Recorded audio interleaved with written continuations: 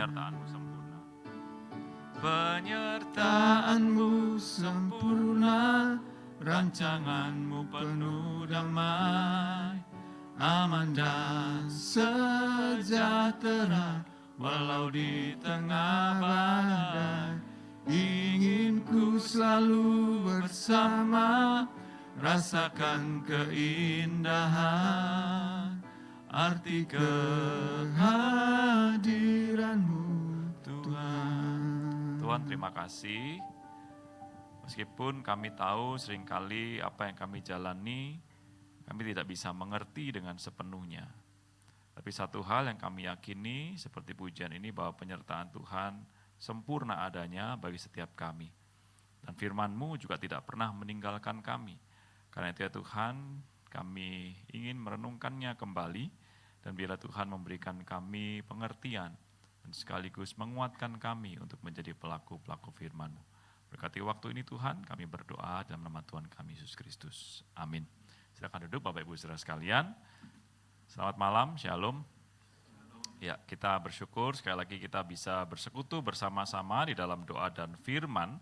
Hari ini kita merenungkan dari kitab Yosua pasal yang pertama, ayat 10 sampai ayat yang ke-18.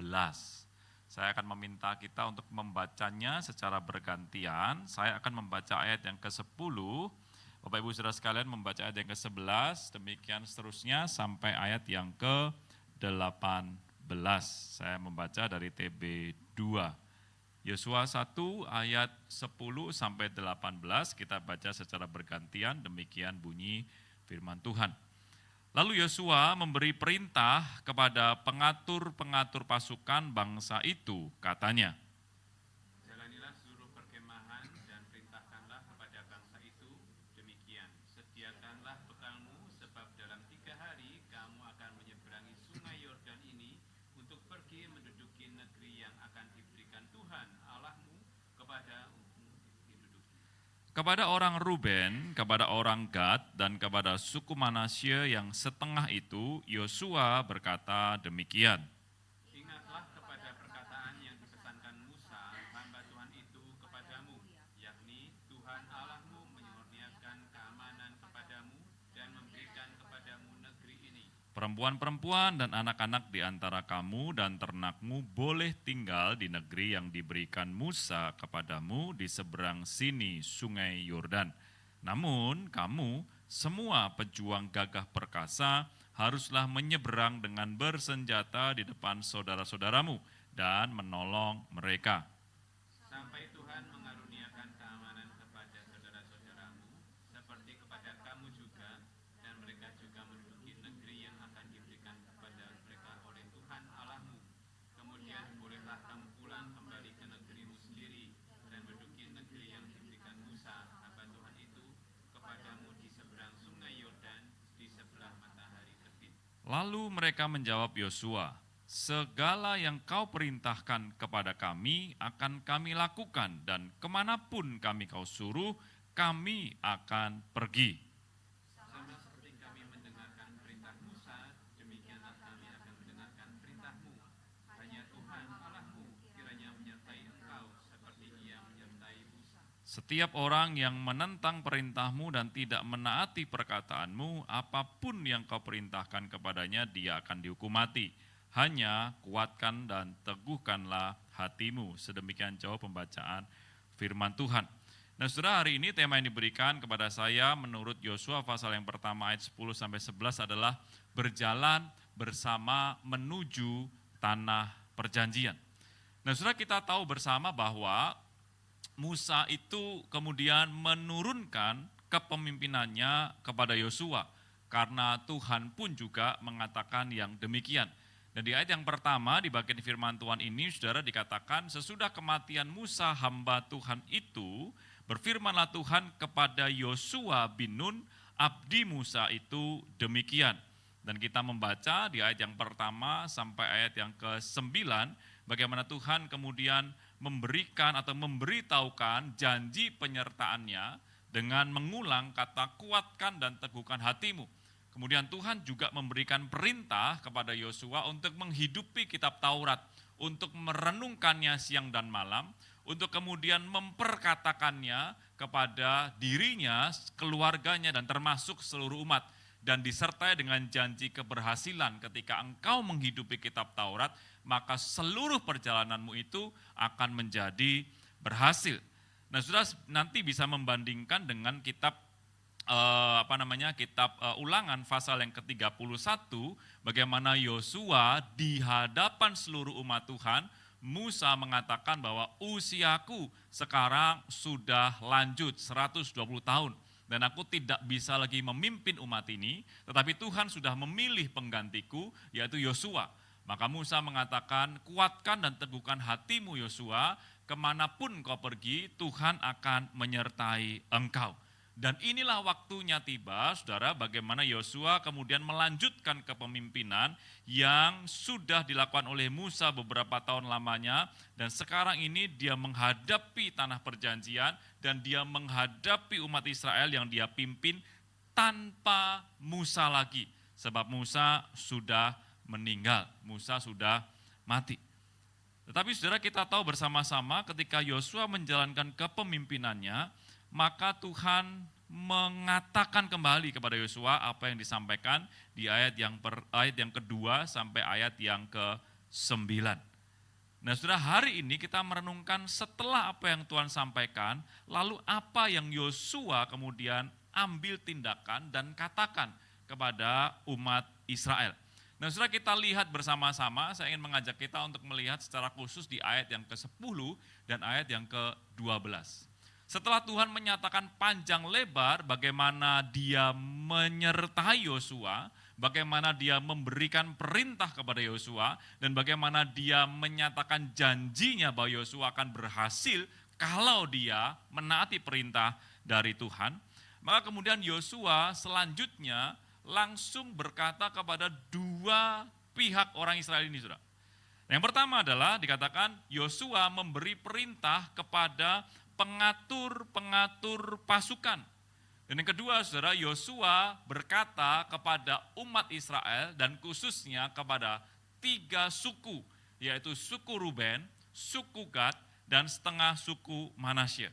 Nah, saudara, bagi saya ini sesuatu yang menarik sekali. Kenapa?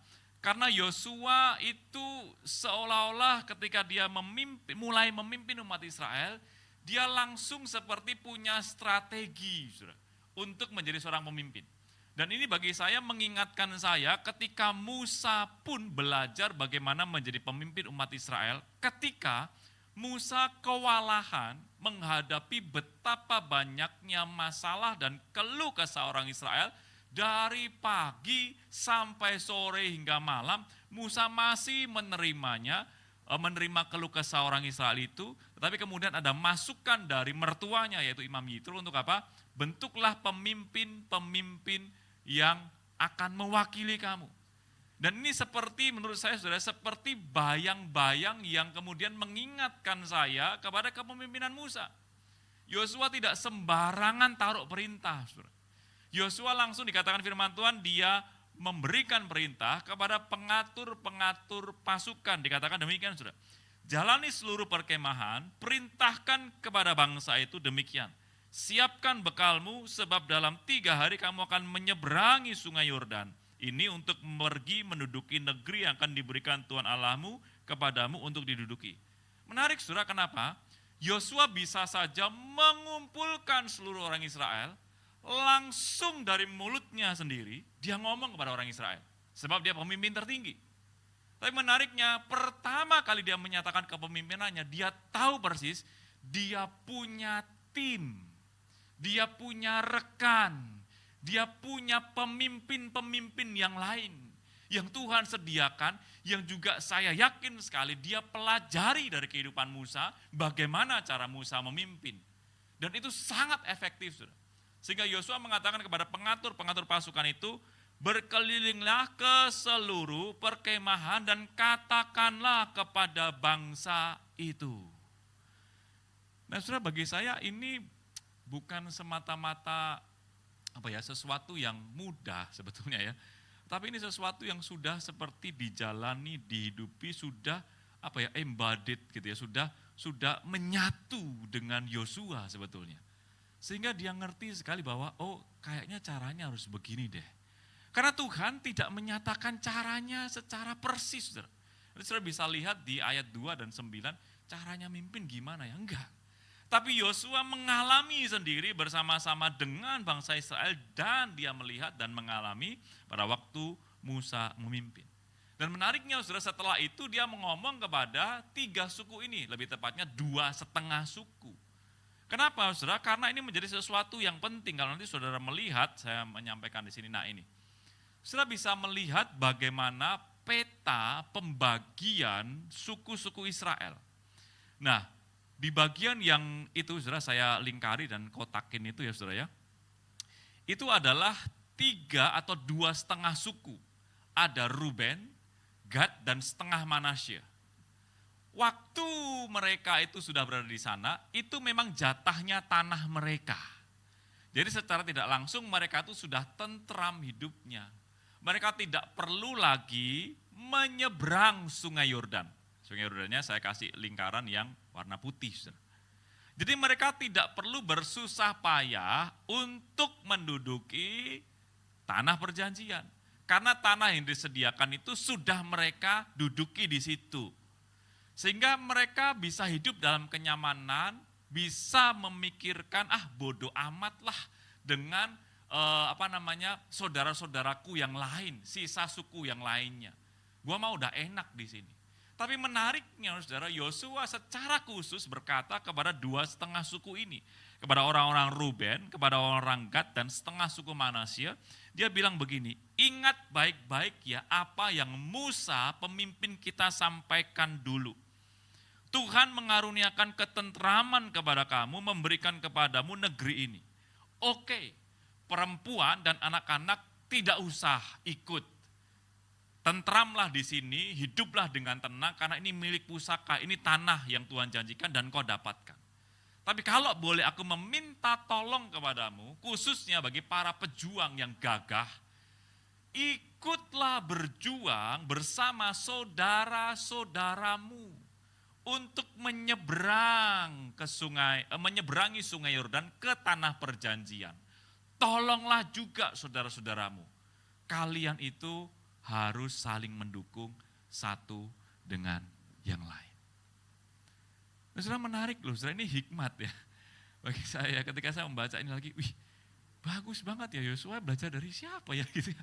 Tapi saya yakin ya bagaimana dia dengan begitu cermat melihat, dia begitu cermat mengalami, dia begitu cermat, oh cara Musa begini dan lain sebagainya. Dia melihat juga mungkin Musa pernah berbuat kesalahan dan dia tidak lagi mau mengulangi kesalahan yang sama. Tapi dia melihat bagaimana Tuhan menuntun umatnya melalui Musa yang juga bisa berbuat salah, tapi Tuhan toh tetap menyatakan kesetiaannya. Dan Yosua lakukan ini, saudara. Bersiap-siaplah kepada para pengatur pasukan, dikatakan, ngomong sama bangsa itu semuanya. Dan khusus kepada 2,5 suku, tolonglah saudara-saudaramu yang lain. Saudara, buat pemimpin yang baru dan memimpin umat yang tegar tengkuk, kata firman Tuhan, umat yang sering keluh kesah, ini tantangan yang berat. Tapi menariknya saudara, kita akan melihat bersama-sama seperti yang tadi kita baca, bukan dari Yosua kepada umat Israel sekarang, tapi kita melihat bagaimana respon umat Israel kepada apa yang diperintahkan, yang diminta oleh Yosua. Nah, saudara, ayat 16-18 memberikan satu gambaran yang sangat menarik di awal kepemimpinan Yosua. Firman Tuhan bilang begini, lalu mereka. Nah, saudara, ada penafsir mengatakan ini cuma 2,5 suku aja yang jawab. Tapi bagi saya, saudara, termasuk para pemimpin-pemimpin tadi, para pengatur pasukan tadi. Kedua pihak ini menjawab Yosua demikian, segala yang kau perintahkan kepada kami akan kami lakukan. Dan kemanapun kami kau suruh, kami akan pergi. Sama seperti kami menaati Musa, TB2 terjemahkan demikian saudara, demikianlah kami akan menaati engkau. Kiranya Tuhan Allahmu menyertai engkau seperti ia menyertai Musa. Setiap orang yang menentang bla bla bla dan terakhir ditutup, hanya kuatkan dan teguhkanlah hatimu. Nah, saudara, Musa tidak lagi menjadi bayang-bayang pemimpin yang membahayakan posisi Yosua. Tapi Musa menjadi bayang-bayang pemimpin yang justru menaungi dan semakin meneguhkan posisi Yosua. Karena apa? Karena sama seperti firman Tuhan katakan tadi, orang-orang itu berkata, umat Israel berkata, sama seperti kami taat kepada Musa, kami pun juga akan menuruti engkau. Itu berarti mereka mengatakan, Musa dan engkau itu sama. Tuhan sudah menunjuk engkau jadi pemimpin. Jadi kami mau belajar taat kepada engkau. Karena ketika kami melakukannya, kami mentaati Tuhan. Sama seperti yang kami lakukan pada waktu Musa menjadi pemimpin kami. Nah, saudara, ketika saya merenungkan bagian ini dan kita bersama-sama merenungkannya malam hari ini, maka saya mengajak kita untuk mengambil 3 refleksi pada malam hari ini, saudara. 3 perenungan yang kita bisa bersama-sama ambil lewat kisah singkat di awal kepemimpinan Yosua kepada orang Israel. Yang pertama, saudara, betul ini soal kepemimpinan dan ketaatan. Tapi menarik sekali, saudara, ketika kita melihat bagian ini, maka kita bisa memperhatikan bagaimana ada kemungkinan, saudara, Yosua juga punya ketakutan tersendiri, Yosua punya masalah tersendiri, Yosua punya tantangan ujian dari dirinya sendiri. Tapi toh pada akhirnya, saudara, kita bisa melihat bagaimana Yosua belajar taat kepada apa yang Tuhan katakan. Dan itu mempengaruhi seluruh perkataannya pada waktu dia memimpin kepada umat Israel. Dan itu juga akan mempengaruhi bagaimana dia berkomunikasi kepada umat Israel untuk menyatakan maksud dan rencana Tuhan. Nah, Yosua tidak main-main ketika mengambil tanggung jawab ini. Dan benar-benar Yosua dipersiapkan oleh Musa sedemikian rupa, karena memang Tuhan menunjuk dan mengatakan kepada Musa, Yosua yang akan menggantikan engkau. Nah, saudara, ketika kita melihat poin yang pertama, mari kita coba berefleksi ya. Di keluarga kita, di gereja kita, di komunitas kita. Saudara, kalau kita mau nilai, seberapa sering sih kepemimpinan itu punya suksesi yang baik? Coba pikir ya, saudara. Seberapa banyak gereja yang mulus ketika ada pergantian kepemimpinan?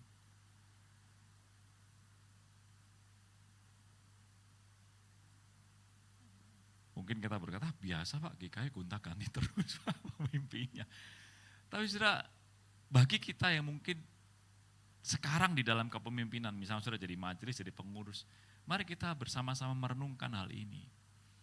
Saudara, ada hati yang bersedia, saya yakin sudah dibentuk dari Yosua. Ketika dia melihat seluruh proses perjalanan Musa, sampai Yosua ada di titik sekarang ini. Dia tidak menjadi jumawa karena dia merasa, saya sekarang mimpin nih. Dan saya tidak lagi butuh Musa. Bukan. Atau mungkin sebaliknya dia sangat ketakutan sampai seolah dia tidak berani berdiri di hadapan bangsa itu. Dan dia menjadi sangat insecure karena gak ada lagi Musa yang membackup dia. Enggak juga, saudara. Tapi positioning Yosua bisa sangat tepat. Nanti kalau saudara memperhatikan dengan baik ya, di ayat 1 tadi pasal pertama dikatakan, Yosua abdi Musa itu. Musa hamba Tuhan. Tapi di ending dari kitab Yosua ini, maka Yosua disebut akhirnya bukan lagi abdi Musa, tetapi Yosua hamba Tuhan itu. Bisa memimpin umat Israel seluruhnya beribadah kepada Tuhan. Saudara, ini sebuah proses pembentukan. Kepemimpinan itu adalah proses pembentukan bagaimana engkau dan saya belajar taat kepada suara Tuhan. Dan kemudian melihat dengan cermat, dengan baik. Dan menghidupinya tidak dengan tinggi hati atau rendah diri. Tapi sungguh-sungguh merenungkan Tuhan maumu apa. Dan meminta hikmat Tuhan sungguh-sungguh untuk di dalam ketaatan itu kita melakukan kepemimpinan kita dimanapun saudara ditempatkan oleh Tuhan. Sehingga kalau berhasil, tidak ada yang sombong. Sehingga kalau gagal, tidak ada yang hancur berantakan. Karena semuanya toh ada di dalam tangan Tuhan dan semua di dalam proses yang sama. Yang kedua, saudara, dari janji-janji Tuhan menuju kepada tindakan iman. Saudara, ketika saya merenungkan bagian ini, saya mengajak kita untuk melihat bahwa janji Tuhan itu bukan hanya untuk dipajang. Janji Tuhan itu bukan hanya untuk kata-kata mutiara, oh indah ya, selesai. Enggak, saudara. Mereka semua sedang belajar menapaki pelan-pelan apa yang Tuhan janjikan lewat Musa yang disampaikan. Diulangi lagi Tuhan ngomong kepada Yosua, Yosua ngomong lagi sama umat. Setelah mungkin ini janji yang terus-menerus diulang, tetapi bukan hanya sebagai sebuah pengulangan repetisi, tapi juga menunjukkan bagaimana mereka juga belajar menjalani janji Tuhan itu dengan apa? Melangkah. Kalau mereka berhenti, khususnya 2,5 suku itu sudah di seberang sungai Yordan, ya sudah selesai. Mereka menghidupi janji Tuhan, yes, mereka dapat milik pusaka tanah itu, yes. Tapi gimana dengan sisa suku yang lain yang jumlahnya sangat besar itu? Saudara, mereka belajar perlahan tapi pasti, saudara, untuk mau masuk kepada apa yang Tuhan janjikan itu. Ada resiko enggak? Ada. Ada tantangan enggak? Ada, saudara. Kita tahu bagaimana mereka, harus disunat lagi, bagaimana nanti akan berontak, bagaimana nanti mereka punya tantangan tembok Yeriko, banyak lagi macamnya, saudara. Tapi satu demi satu, mereka jalanin itu. Sehingga bagian yang kedua ini saya ingin mengajak kita untuk bersama-sama melihat. Saudara, janji Tuhan itu manis, kata pemazmur ya. Manisnya lebih manis dari madu, ya. Janji Tuhan itu benar-benar melegakan dan sebagainya. Tapi itu hanya sekedar janji yang tidak bisa hidup di dalam diri kita kalau kita juga nggak mau melangkah. Sudah, janji itu akan nyata di dalam diri kita kalau kita mau berani melangkah, mengambil setiap konsekuensi yang muncul. Tetapi sama seperti yang dikatakan Tuhan kepada Yosua dan umat Israel, apapun yang kau hadapi, apapun yang kau injak dengan kakimu, itu akan aku berikan kepadamu. Sehingga ketika kita menggenapi atau kita ingin menghidupi janji Tuhan, maka kita perlu, dalam tanda kutip, sudah bekerja sama dengan Tuhan. Jangan hanya memajang janji itu, ya sudah Tuhan ya, oke saya pajang di sini jadi kata-kata mutiara aja buat saya. Tapi kita hanya berhenti, diam dan tidak berani bergerak, karena kita terlalu takut. Atau yang kedua, kita hanya mengandalkan diri kita sendiri tanpa lagi mempedulikan janji Tuhan yang menyertai setiap kita. Saudara, ini yang kedua. Yang ketiga, yang terakhir. Bahwa ketika kita mau sungguh-sungguh menghidupi tema hari ini ya, berjalan bersama menuju tanah perjanjian, maka komunitas, kerjasama, itu harus kita benar-benar usahakan. Karena ini maunya Tuhan. Saya firman Tuhan berkata tadi ya, respon dari umat itu, oke, kami akan bantu. Kita akan sama-sama, susah sama-sama, senang sama-sama. Ada kesatuan hati meskipun mereka tahu, oke, ini pemimpinku lagi ganti, mungkin kami butuh penyesuaian, kami butuh ini dan itu. Tapi kami mau komitmen bersama-sama, kami mau dukung satu dengan yang lainnya. Saudara, ini tidak bisa kalau kita tidak lakukan, ketika kita mau ngomongnya jalan barengan, tapi nggak ada komitmen, nggak ada kesatuan hati, nggak akan mungkin terjadi. Itulah sebabnya, saudara, ketika kita tahu ya, waktu kita menikah, kita bikin komitmen di hadapan calon istri kita, di hadapan calon suami kita, aku berjanji sehidup semati mau ini dan itu, pokoknya kita sehati. Apa yang terjadi di depan waktu kita menikah? Banyak hal kan, saudara. Tiba-tiba kolaps usaha kita. Tiba-tiba pasangan kita sakit, tiba-tiba ini dan itu. Tapi komitmen itu, kesatuan di depan itu yang akan membuat kita kuat menjalani bersama-sama. Dan itu yang harus engkau dan saya pelihara ketika membangun gereja ini bersama-sama. Saudara, tidak ada gereja yang tanpa masalah. Tidak ada.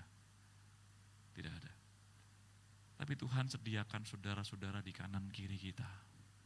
Tapi dia sumber masalah, Pak. Emang kita enggak?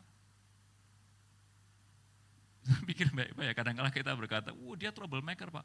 Emang lu enggak? Kalau kita mau ingat sama-sama ya, Yosua pun punya problemnya sendiri mungkin.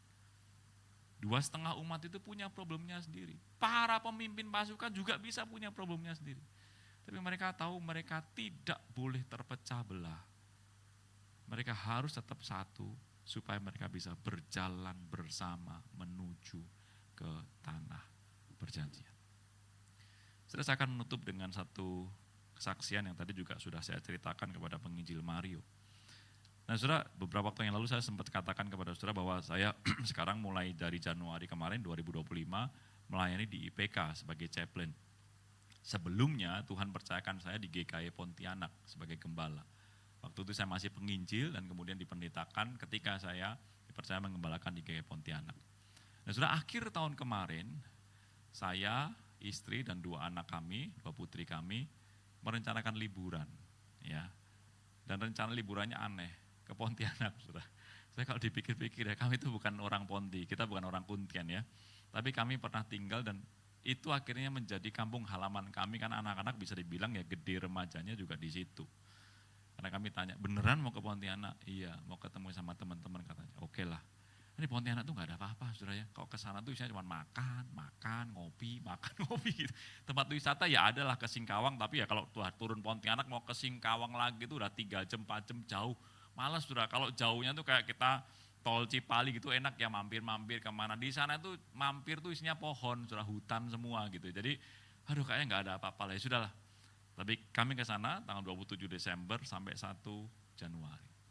Tapi di situ Tuhan memberikan pesan kepada kami luar biasa kuat. Dia seolah-olah berkata kepada kami, saya, istri saya, ya, kita nggak diskusi, sudah pulang itu baru kita saling cerita satu dengan yang lainnya.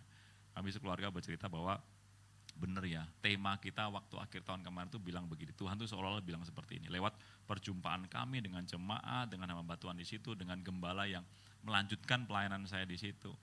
Tuhan seperti ngomong sama saya begini, anugerah Tuhan itu cukup bagi gerejanya. Nathanael, kamu sudah selesai dan sekarang ada penggantimu. Dan kau lihat bahwa ini gerejaku. Tuhan seperti ngomong sama saya seperti itu. Tanggal 27 Desember saya diminta khotbah sama gembalanya, saya bilang begini, ya elah bro, gua mau liburan lu suruh khotbah gitu ya. Kemudian saya bilang begini, oke, gembalanya bilang begini, tapi Boksu gak ada persembahan kasih sudah habis, ya elah khotbah di rumah sendiri lu mikirin persembahan kasih. Saya bilang udah gak usah pikirin itulah, kita mau sharing firman Tuhan, oke. Dia bilang oke, gak apa-apa ya, iya gak apa-apa, asal gue tidur di gereja ya, kasih kamar lah masa. Akhirnya oke. Saya khotbah sampaikan, saya juga menyampaikan tentang anugerah Tuhan. Gitu ya, tetapi yang lebih lagi Tuhan ngomong kepada saya, kepada keluarga saya adalah ada 2 pujian juga. Tadi saya nggak cerita penginjil Mario ya, ada 2 pujian akhirnya nyantol ke kepala saya dan istri saya, dan pujian itu dua-duanya ngomong tentang anugerah. Terus kemudian ada seorang jemaat yang ngomong sama istri saya bilang begini, Semu, terima kasih ya. Loh kenapa begitu? Memang Semu Musa itu udah nggak ada lagi di sini, tapi kami kayaknya nggak pernah merasa ditinggalkan. Saya bilang itu Tuhan, bukan kami. Terus kemudian terakhir kali, di hari terakhir tanggal 1 Januari, kebaktian awal tahun, gembala itu masih penginjil ya saudara ya, ngomong sama saya begini, Boksu nanti doa berkat ya. Saya bilang enggak, hari ini saya mau belajar jadi jemaat, hari ini saya mau belajar, dan saya mau katakan begini, kamu gembalanya, jemaatmu butuh berkat dari gembalanya, dan aku jadi jemaatmu hari ini, dan aku akan terima berkat dari kamu. Saudara, sambil mengatakan itu tuh kayak Tuhan ngomong sama saya begini, Nathanael, ini anugerahku buat kamu. Ya, bisa aja sih saya kasih doa berkat, sudah nggak ada masalah begitu. Tapi hari itu saya merendahkan diri saya, dan saya juga ingin memberi kekuatan kepada gembala ini untuk mengatakan bahwa kamu sekarang yang in charge, bukan saya. Dan Tuhan akan pakai kamu luar biasa, dan berkat itu akan nyata turun dari kamu, ya dari Tuhan melalui kamu kepada jemaat Tuhan. Nah, saudara, di situ saya belajar banyak tentang bagaimana ini bukan punya saya.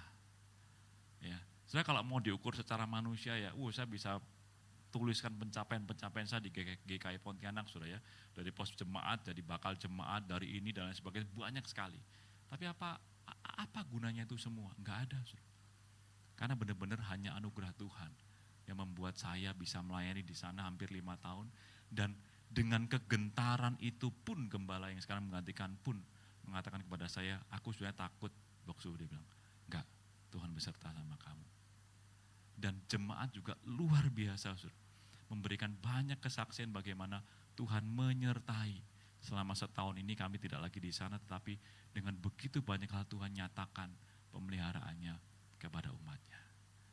Nah, saudara, kepemimpinan, ketaatan, menghidupi janji Tuhan, dan juga bagaimana kita saling menguatkan sebagai satu komunitas, itu akan membuat kita bisa jalan bersama-sama.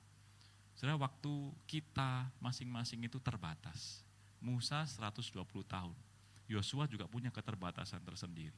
Tapi selama Tuhan percayakan itu kepada setiap kita, baik sebagai pemimpin seperti Yosua, sebagai pengatur pasukan, atau mungkin sebagai orang-orang dari 2,5 suku itu.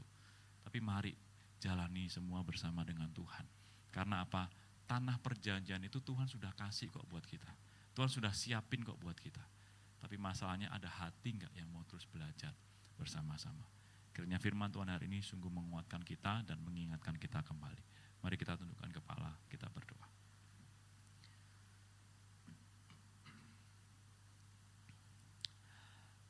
Tuhan, siapa kami yang Tuhan percayakan begitu banyak hal. Tuhan, tolong kami untuk terus nantiasa mengambil posisi yang tepat di hadapan Tuhan dan orang lain. Kami tidak menjadi sombong atau terlalu rendah diri dan tidak menghargai apa yang Tuhan percayakan kepada kami. Tuhan, pimpin setiap kami sama seperti Tuhan menolong Yosua dan seluruh umat Israel masuk ke tanah perjanjian. Kami yakin percaya Tuhan yang sama yang akan menyertai kami. Sehingga tolong kami ya Tuhan, ketika kami mungkin dipercayakan beberapa hal untuk menjadi pemimpin di tempat ini, bila kami peka terhadap kehendak Tuhan dan kami belajar taat. Dan kami juga mau, baik sebagai umat, sebagai pemimpin, menghidupi janji Tuhan itu, kami melangkah tahap demi tahap meskipun kami tidak tahu apa yang akan terjadi di depan kami. Tapi kami mau belajar, sebab kami melangkah bukan sendirian. Kami menapaki hari-hari kami untuk menghidupi janji Tuhan bersama dengan saudara-saudari kami yang lain. Sehingga kami punya hati yang sama untuk kami terlibat di dalam proyeknya Tuhan untuk gerejamu dan khususnya untuk GKY Karawaci di tempat ini. Tuhan berkati hamba-hamba Tuhan, hamba-hambamu yang melayani di tempat ini, para pengurus, Tuhan berkati majelis, Tuhan berkati seluruh jemaatmu. Bila kiranya kami sungguh-sungguh bersehati, kami ingin mencari kehendak Tuhan, dan kami ingin menghidupi kehendak-Mu bersama-sama. Kami berdoa memohon pertolongan-Mu dalam nama Tuhan kami Yesus Kristus. Amin. Tuhan Yesus memberkati.